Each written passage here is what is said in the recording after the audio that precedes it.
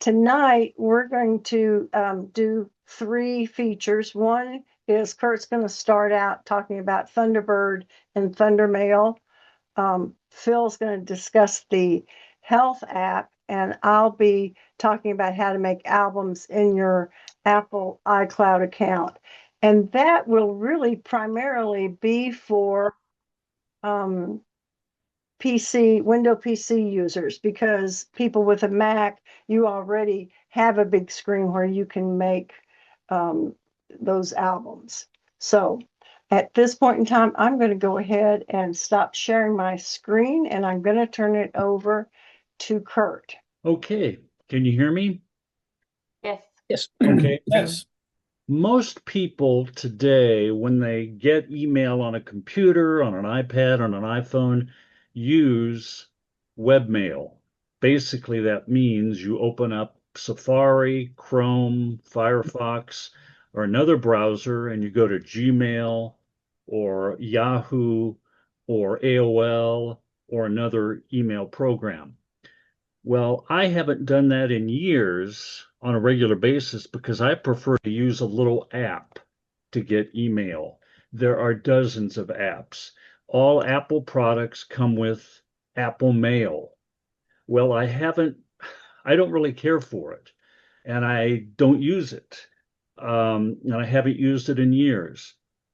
Instead, I use a program called Thunderbird, which used to be part of the Firefox browser family. It dates back to 2003, and the company is totally revamping it. To start off with, let me show you a quick little video. Let me share my screen with you here.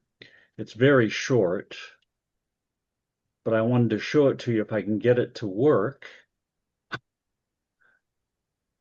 And let me share my screen with you here. Can you see my screen at all? Yes, we can. Yes. Okay, let's watch this. Some people still prefer keeping everything in one place, and that's exactly where Thunderbird comes into the conversation. When we talk about email clients in 2026, most users immediately think about browser-based platforms, but there's still a strong case for desktop software. So today, let's take a closer look at Thunderbird and see whether it's actually worth your time. Now, if you've never heard of it before, Thunderbird is a free, open-source email client developed by the team behind Mozilla Firefox. It's designed to help you manage multiple email accounts from one dashboard, and it works with providers like Gmail, Outlook, Yahoo, and even custom domain emails. That means instead of logging into different websites every time, you can simply open Thunderbird and access everything in one place, which makes things surprisingly efficient. Now, let's talk about features, because that's where Thunderbird really stands out. First, it supports multiple accounts in one unified inbox, which means you can see all incoming emails together or separately depending on your preference. On top of that, it includes powerful filtering and tagging tools, so you can organize messages automatically. And while you're managing emails, you can also use built-in calendar integration to schedule events and tasks without switching apps, which creates a more seamless workflow. Another major advantage is customization. Thunderbird allows you to install add-ons and themes, meaning you can extend its functionality or change its appearance. For example, you can add encryption tools for better security, productivity extensions for task tracking, or layout adjustments to match your style. This flexibility makes it feel more professional compared to basic webmail platforms.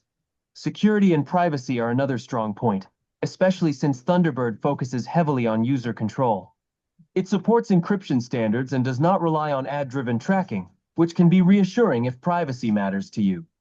And because it's open source, its code is publicly reviewed, adding an extra layer of transparency. So when you put everything together, Thunderbird offers strong email management, solid customization, reliable performance, and enhanced privacy features. It may not look the flashiest, and it might require a bit of adjustment at first, but for users who want full control over their inbox, it delivers impressive value without costing anything. And that's why, depending on your needs, Thunderbird might actually be worth it. And that's it. So that's all for this video. Yahoo. Okay.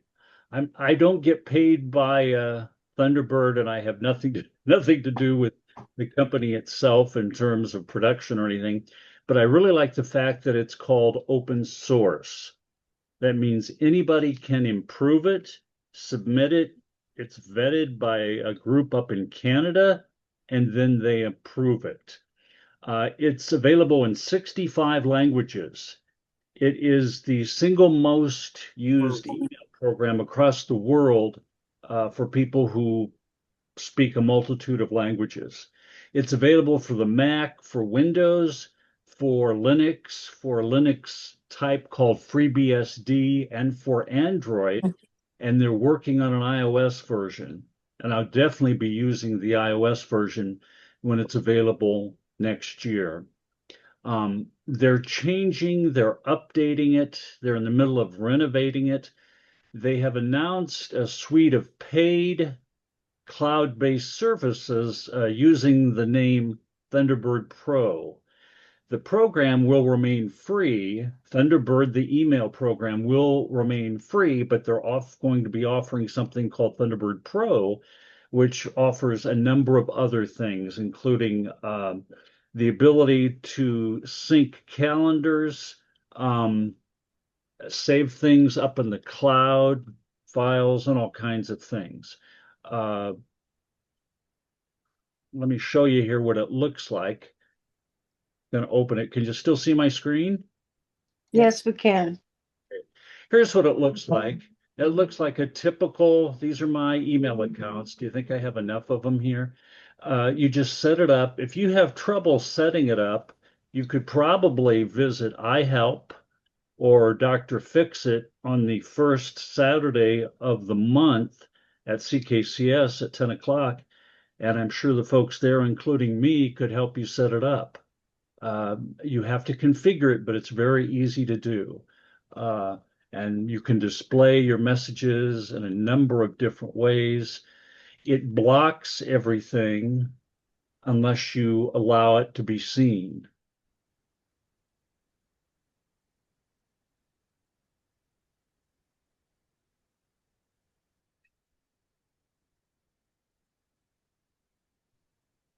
And you can also tell it, you can notify it that certain stuff is considered spam.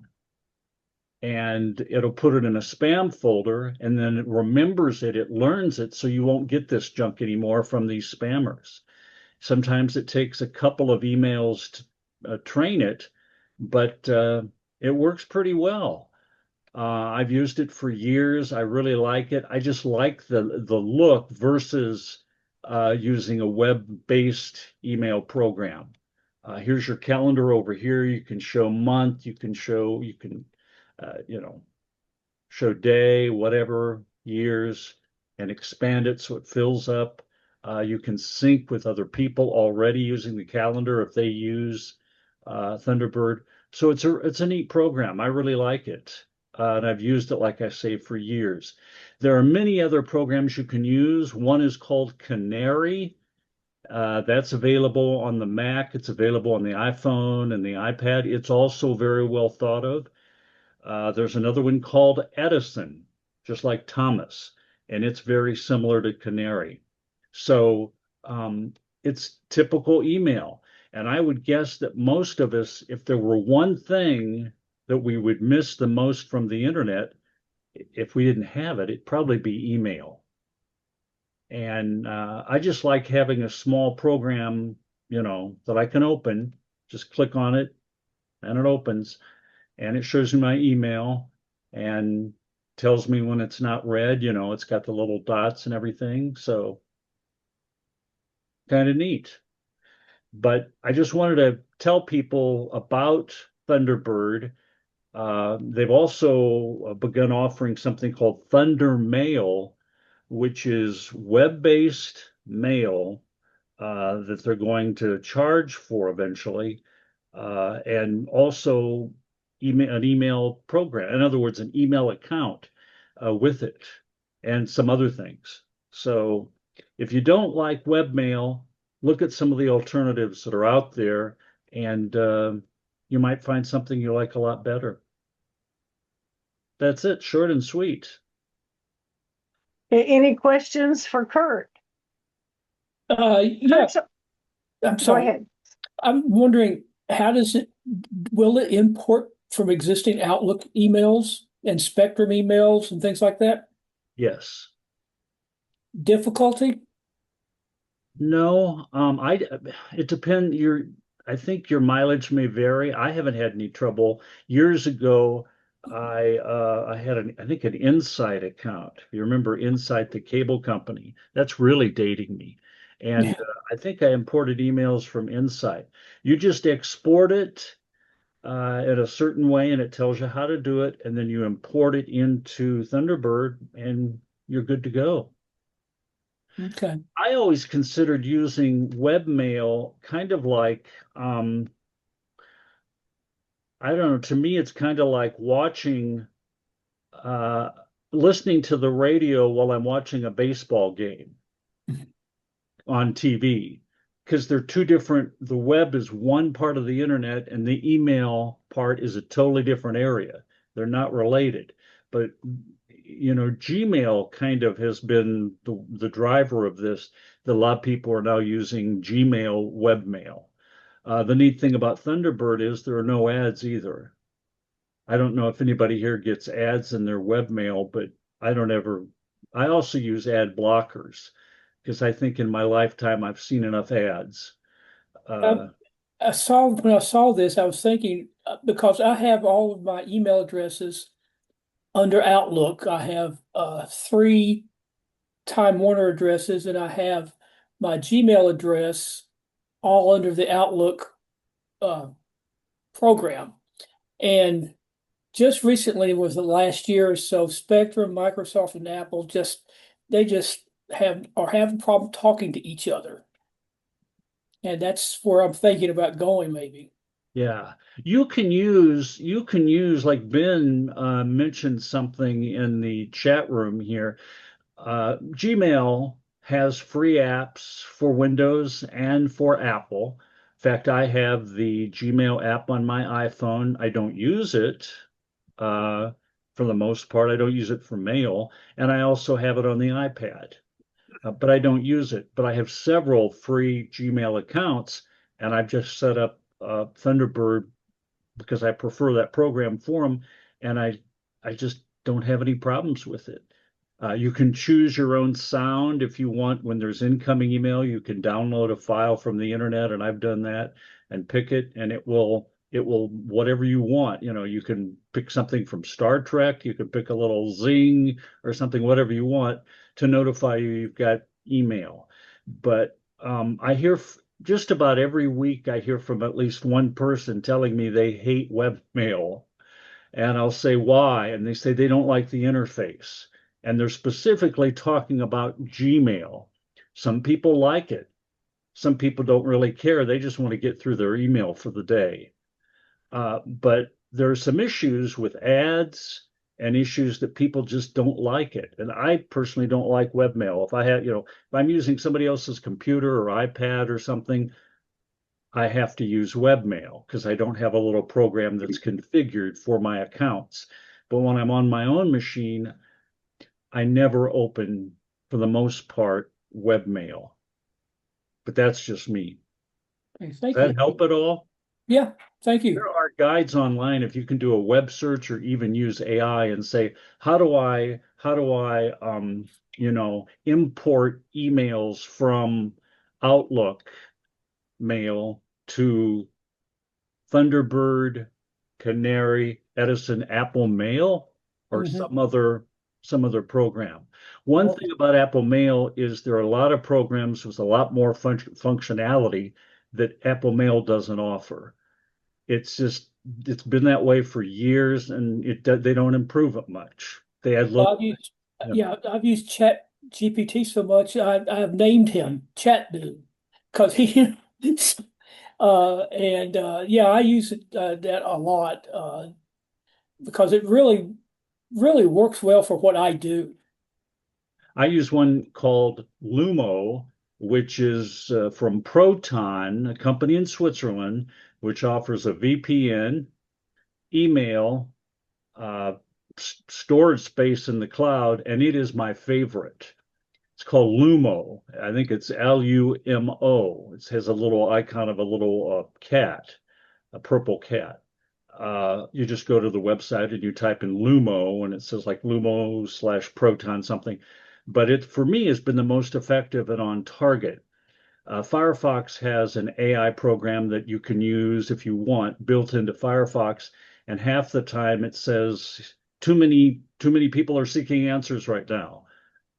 It's free, so they have a very limited bandwidth, and it's like, they can't handle all the load. And I'm asking very simple questions. How much rain does Lexington get in a typical year? What's the capital of Vermont? I mean, these are not heavy lifting, but I like to use AI because it's immediate and I don't have to copy and paste it or anything. But anyway, that's it, Brookie. Thank All you. right. Well, thank you Thank so you. much. I do have Okay. another question. Yes, go ahead, Mike. So is Thunderbird like just a holder of all of your various emails and you don't have to change your email address?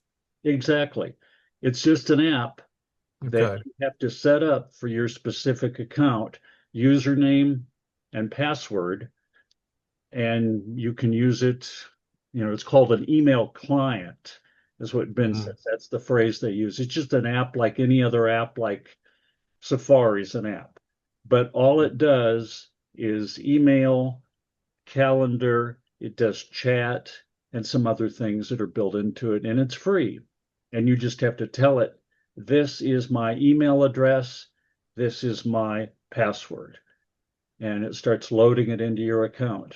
hmm And I have one more question. Sure. I don't want to get off topic, but um, this week for the first time, and I use Spectrum Mm-hmm. and it goes into Outlook.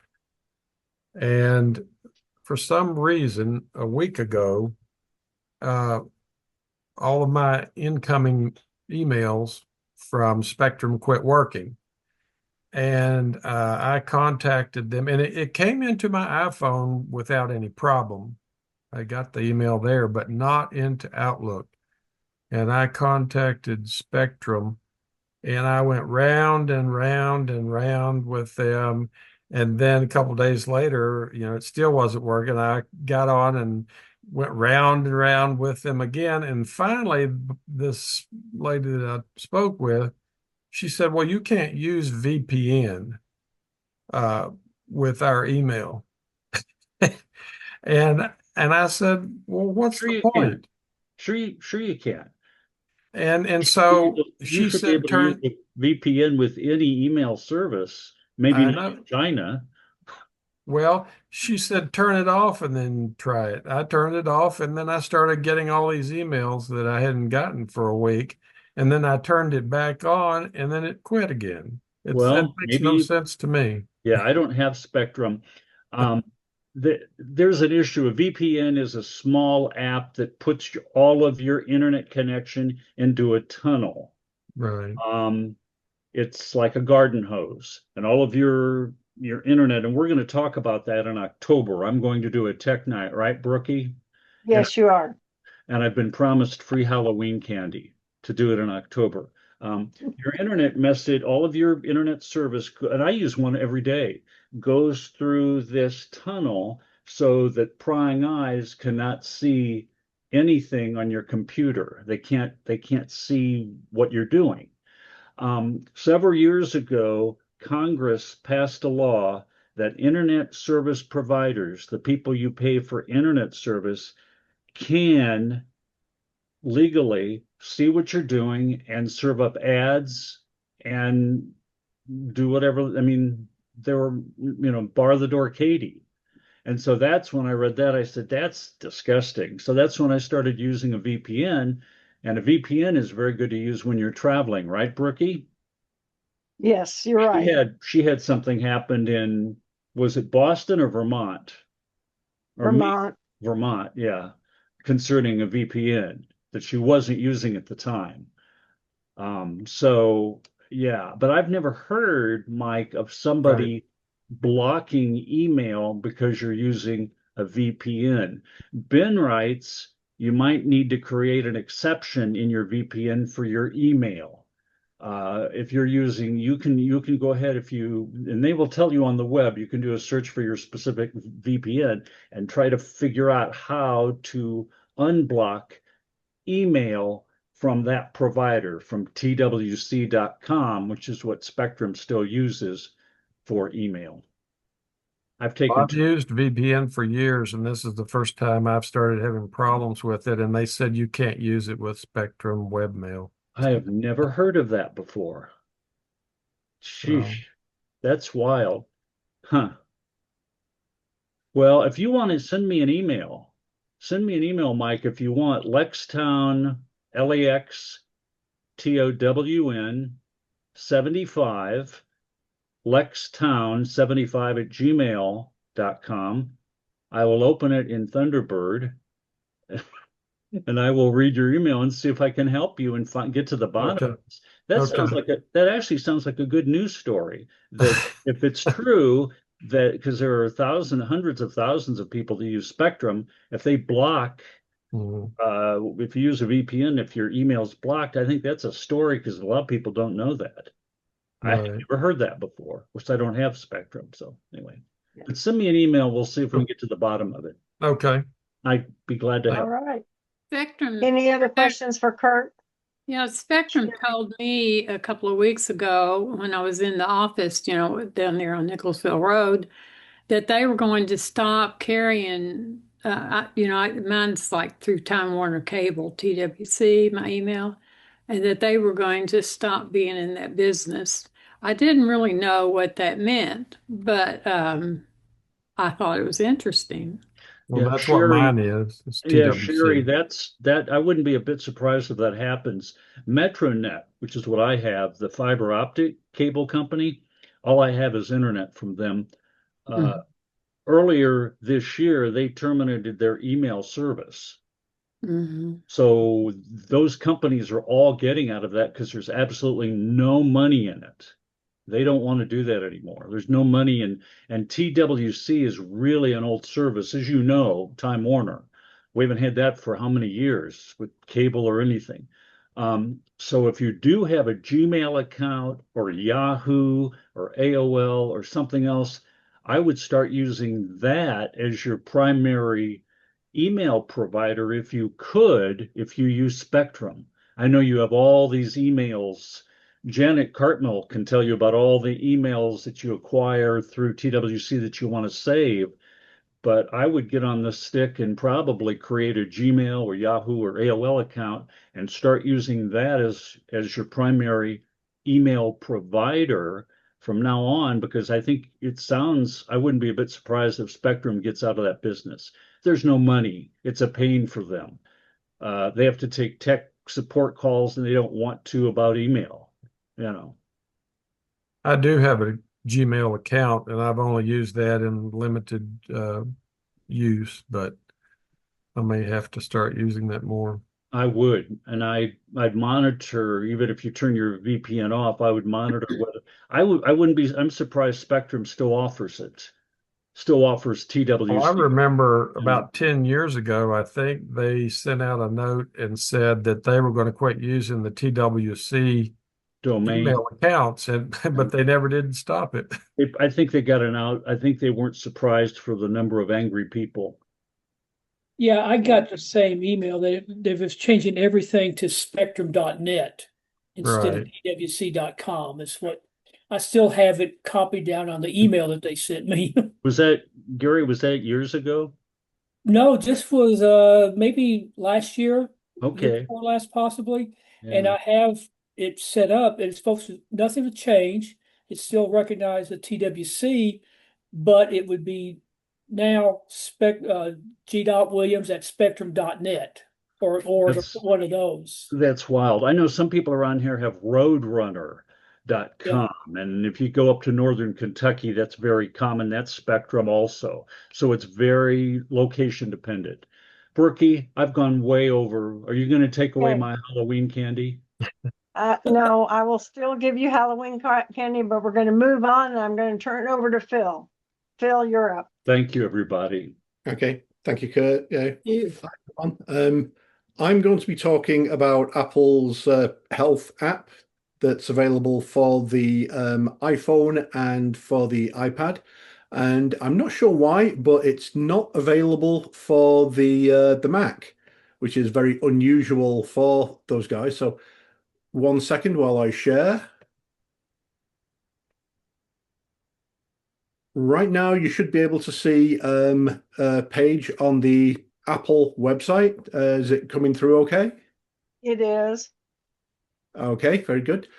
This is something where I have to be careful what I say because there's a lot of personal information that's in the health app that I have. And I talked to Larry Mitchum about it, and we decided I'm going to only show Apple's screenshots of the apps rather than real ones because he would probably have a conniption if he had to blur out everything that showed my blood pressure and anything else that would be in the app. So everything that I'm going to show you is linked in the handout for today. And I'm only linking to Apple's materials. Reason for that is there's a lot of information on the web. There's also a lot of incorrect information and wild opinions that I might not agree with, or I might. So I'm going to stick to only Apple's point of view for the information that I'm sharing. But there is an awful lot more out there, and you are welcome to use Google or ChatGPT or your search engine of choice just to find out what it is that people have to say about all of the information that's in the health apps. So before I get into the details, I also want to mention this is going to be the first in a series because there's an awful lot that Apple does with health information. There's the apps themselves, which is what I'm going to talk about today. There's information that can be gathered through health trackers, things like the Apple Watch. You've got the Garmin watches and other devices for when you're actually tracking your steps and heart rate and exercise, sleep statistics, blood oxygen, that kind of thing. That's for another day. And there's also information that your doctor or the hospital may gather. Or there are ways to also gather that into the health app, and that makes the app a very powerful tool for gathering all your health information into a single place, so that you can look at it, and as you gather information over time, you can look at trends that you may want to talk about with your doctor if it's a concern, something like blood pressure. Or it could be something that you're really quite pleased with yourself that you want to tell your friends about because you've been doing 10,000 steps a day and your trend is now up to 13 or 14,000 a day and you're not even trying. So a lot of good information can be had. As I mentioned, there's an awful lot. We're not going to get through it in one night. So this is a subject that I will come back to probably 3 or 4 different times in different meetings.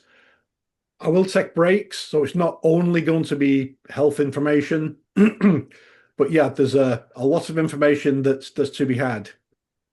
What I'm showing on the share right now is this is the main website where Apple are talking about what the health information can do. They talk about how you can gather information to empower yourself. They've got information on how rigorous the information they have is, and then to get more specific, so what you can do. I mentioned devices that will gather information like heart information from the Apple Watch. You can get your heart rate. You can get whether you're looking at possibly hypertension. Lots of other information. If you really want to dig into it, you can even check to see if you've got AFib, which is potentially very serious. So that's something you need to know about if it's coming your way. Hopefully not. But that's something you would look at maybe once a month just to make sure that you're on the level and doing well, not deviating. But if it tells you something, then the first thing you should do is call your doctor. The watch can also gather information about your sleep, how well you sleep, which is the duration, when you start sleeping, when you wake up, if you wake up in the middle of the night, if you're in a deep sleep, a light sleep, REM sleep, and it'll give you a score that will give you something where you can look at trend information over time, and you can see if you're sleeping well, if you're having a cup of hot chocolate at night before you go to bed, if that helps you sleep, or chamomile rather than straight black espressos just before your bedtime. That was probably a bad idea. I don't recommend it. There's other devices that will gather information. A lot of people have AirPods. Most people use them for listening to music. Don't know if everybody's aware that you can use the most recent versions, the AirPods 2 and the AirPods 3. You can use them as rough and ready, sorry, Apple, rough and ready hearing aids. They'll give you some amplification so that you can listen to things better. They'll give you some hearing protection. They react fast enough that they can dull loud, sharp noises. Like if you're walking past a construction site, it can not mute them, but definitely lower the noise level that gets to you. And you can also give yourself a hearing test. Rather than go to the audiologist where they'll have you listen for beeps and press a button when you hear the beep start or hear the beep stop, you can do that on your iPhone, and it will record all that information and it'll store that in the health app, which is what we've been talking about. So it's a lot of information there. So we've got your sleep, you've got your heart, we've got your hearing. Those are going in there. A lot of people use them for fitness apps. So you've got the app on the phone. The phone itself has got accelerometers. So you can do step counting on your phone if you don't have an Apple Watch. If you have an Apple Watch with GPS, it will let you make a log of all your exercise. It'll say when you go for a walk or a run, it will show you on a map where you were. So you can build up a history of what you've done. And I find it very interesting to look at how quickly I can walk a particular route around the park. If it's hot, I might go slower. If it's a little bit chilly, I'm probably going to go quicker. And it lets me even pick the times that I want to go, or even if it's a hot day, I can say, I just don't want to go because it's too hot. There's a lot here that we're going to go through. So you have some mental health. It will give you some quizzes to let you know how you're feeling, what your mood is. And vision. We're getting into the Apple Vision headset here. Not something that many people have, but it is integrated with it. So that's very briefly an overview of what the app will do. What we're showing here is what it looks like on an iPad. And so you can see on the screen, there's some there. We've got some activities, and your audio levels for the AirPods, your sleep, your state of mind, all good information that you might want to have. And then down here on the left-hand side, you've got your activities, body measurements. Getting away from the Apple side, if you've got some non-Apple devices, you can also connect to the health app via Bluetooth and typically the device's own app. For example, I've got a bathroom scale with Bluetooth in it. If I step on it, it will store my weight, and for my sins, it will tell the health app all about it and let me graph that over time. So this isn't something that's restricted to Apple's equipment, though they obviously have the inside track on how to make that work well. There's a lot of other manufacturers have health-related devices that can also store information in the health app. So going down here, we also see there's mobility, so your steps. It can take measurements on your stride, see if you have good balance, if you're walking symmetrically or if you're walking with a limp. So it'll give you information on that. Nutrition. You can put information on what you're eating, how you're eating in different proportions, the the three main macronutrients. You got your fats, your proteins, your carbohydrates. You can see how your diet is stacking up over time. And if you're a big fan of Dunkin' Donuts, which I may or may not be, it will probably let you know that maybe you should cut down on those things and concentrate on the broccoli, which I am not a real big fan of, but they are probably right. And then we go into Apple's privacy. So that's the first thing I wanted to show you. The second is there are links in today's handouts on how to set this up on the phone or the iPad. The links will be in the PDF of the handout. So all the things that I'm showing you here, you can link to, and if you wish, if you haven't already, set up your phones and iPads to go looking for this information. And the first thing you do is give it some information about yourself, your name, age from your date of birth, gender, blood type, and then other information if you wish. It will lead you through a checklist of things that they regard as important that you should have, like, do you have an emergency contact, an emergency SOS? A medical ID, which has things like emergency contacts. You can put information in there like any medications that you might want EMS to know about, should they have to come and give you aid. The third one down at the bottom, just scrolling on the screen, there's crash detection.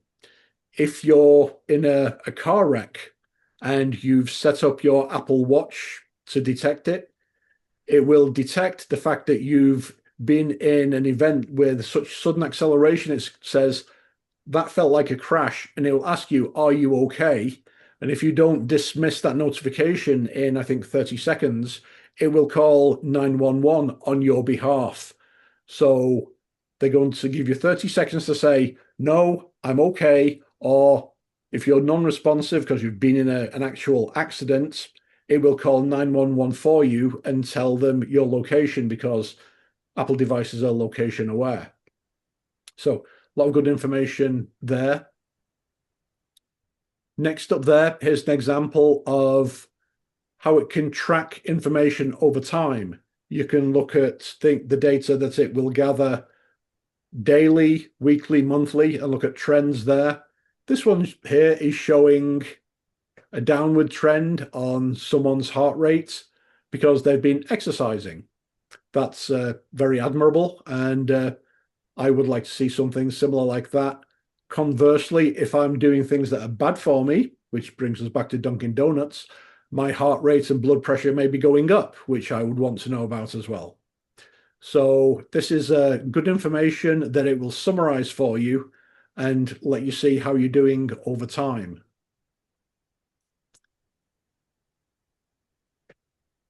Next up, this is just a screen on from Apple support on how to gather the information. So not much information there, but to wrap it up for today, one of the things that it will also do is the health app will also allow you to share your information with somebody else, a family member.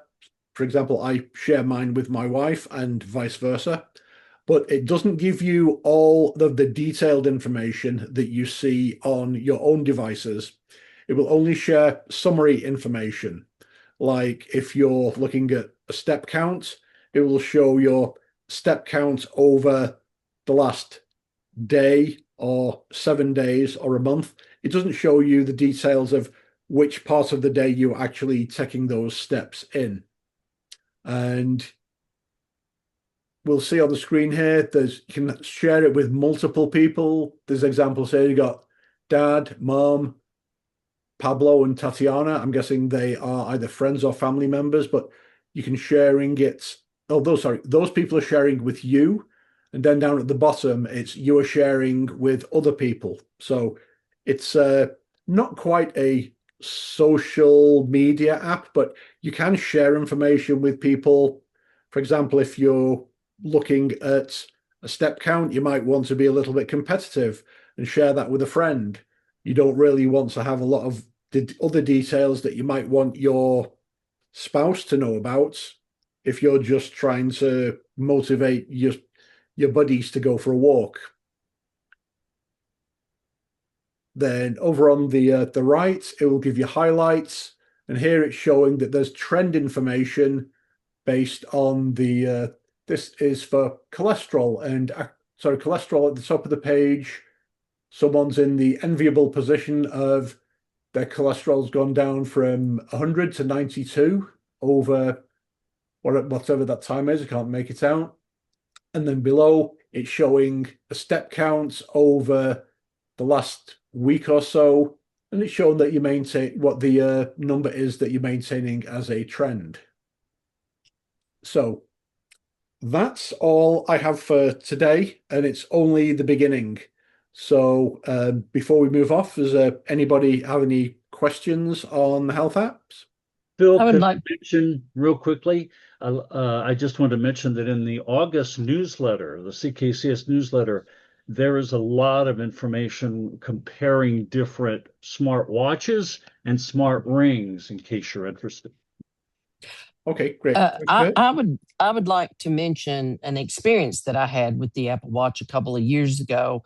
I was sitting in my recliner, relaxing. My Apple Watch did an alert, and it said that my resting heart rate was too high for,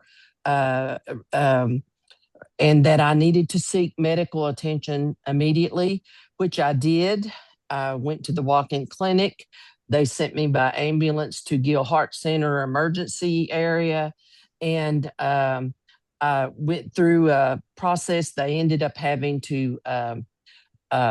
I had an atrial flutter. It was not AFib, but they said it was headed into AFib, and if I hadn't have come in when I did, that I would likely have gone into AFib and had a catastrophic stroke. Okay. And so my Apple Watch saved my life, and that is a true experience.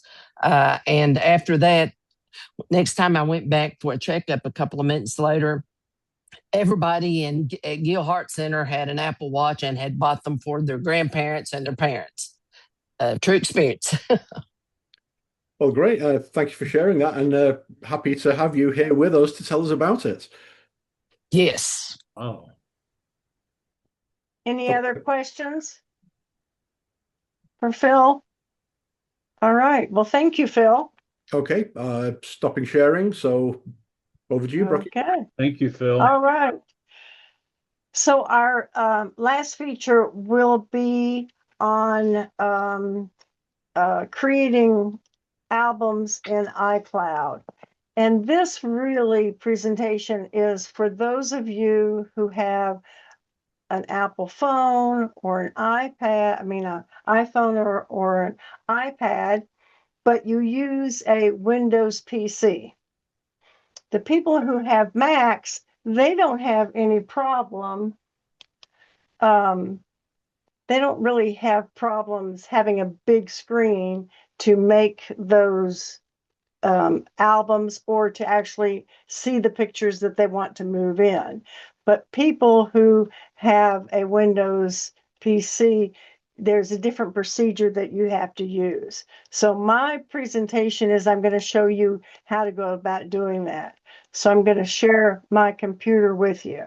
You will go to your browser and you will go ahead and type in iCloud.com. Okay. And when you do this, it usually takes you to a screen where you will then need to add your Apple ID or your Apple account number and your password. Mine should actually go straight to my iCloud account. But the first time you'll have to go ahead and sign into your account. But that's the easiest thing to do is to get to your iCloud. And then it may be set up a little bit different. You can always scroll down and find these icons here. So I'm on my iCloud account and I'm going to go to Photos. So I'm just going to simply show you how you can make albums. So you'll go over here to the left side and you will tap on the three little dots, which is more. And there you have the option to make a new album. And then you can just name it. It makes it very easy. And I'm going to make flowers. Okay. And then you can create it. And once it's created, it will show up here on this side under albums. It will be the first album that shows. So there's two ways now that you can move photos into that album. You could go to recents and it would show you most recent first, or you could actually go to your library. And when you do that, then you can select one, or you can select several by pressing down Control plus click. And there's two ways to get it into the album. One way is just really simple. You just click, you drag it over, flowers gets highlighted in blue, and you just drop it. And then links to those three pictures will be in that album. Okay, but let's say there's another way that you can do it. Maybe I want to add this one and this one. And then I can right click on my mouse and I can just click add to album. And when I do that, then my albums come up here and I can choose which album I want.